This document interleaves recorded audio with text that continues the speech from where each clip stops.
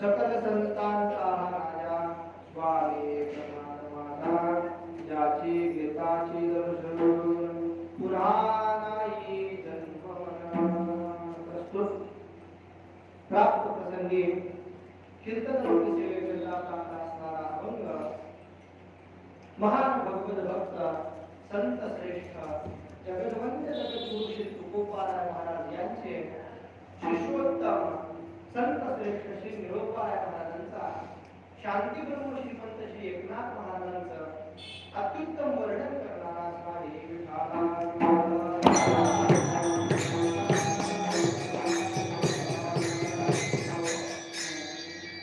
चिंतनाला आरंभ करण्यापूर्वी अल्पसा परिहार देणे अगत्याचं आहे.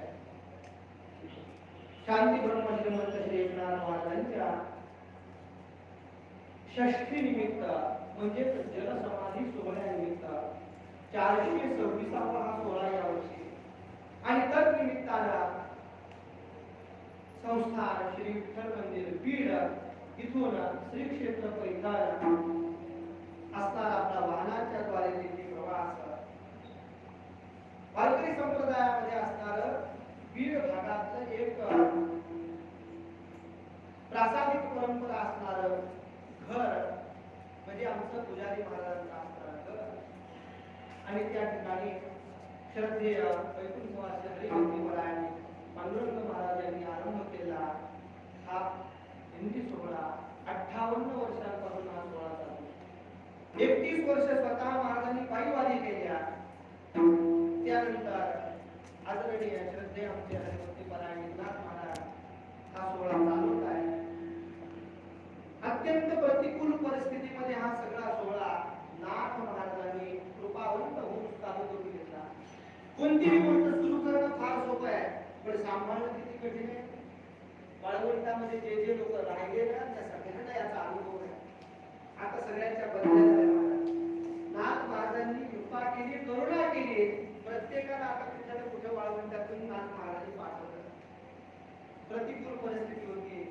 पाऊस पडायचा. बऱ्याच वेळेला गारपीट झाली. मंडप फाटले. अशाही परिस्थितीमध्ये हा सोहळा आपण या ठिकाणी सुरू ठेवला. कठीण काम याचा धनीना अभिमान कधी ना फुले आपल्या बाळगड्यांनी सुरू केलेली परंपरा सांभाळणं आणि त्याचं पालन करणं हे अतिशय कठीण काम. पण अत्यंत प्रतिकूल परिस्थितीमध्ये देखील ती वारीची परंपरा अखंडितपणाने सुरू राहिली. सुरू राहणार आहे याचं कारण सकल साधू संतांचा आशीर्वाद आपल्या पाठीशी. या वर्षी योगायोगाने महाराजांनी प्रेमापोटी सेवा माझ्या वाट्याला दिली.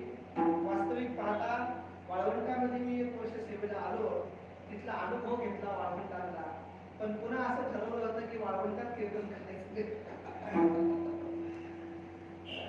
कारण तिथली सगळी परिस्थिती आम्ही काही वाळवंटातच होतो. बरेच वर्ष वाळवंटात राहिलो.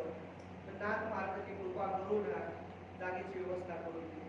आपल्यालाही गेल्या 3 वर्षांपासून ही जागा प्राप्त होते. या जागेमध्ये आल्यानंतर थोड्याशा सोयी सुविधा आपल्याला अधिक मिळाल्या. कालच आमच्या कीर्तनामध्ये विषय झाला की भगवंताची किंवा संतांची उपासना करताना काहीतरी मागण्याकरता उपासना करणं हे आपल्या रक्तामध्ये नाही. कोणाकडे काही मागावं हा प्रश्नच नाही. देवाला तर मागावं हे शिकवलंच नाही. मग संतांनाही माझ्याकडून काही मागायचंय का? अजिबात नाही. उलट त्यांची सेवा करणं हा आपला धर्म आहे. तुका म्हणे संत सेवा माझ्या पूर्वजांचा ठेवा.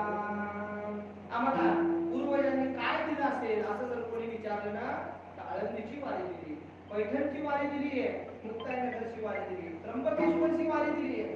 प्रॉपर्टी काय दिली आहे याच्याशी घेणं नाही आम्हाला वारी मिळाल्या.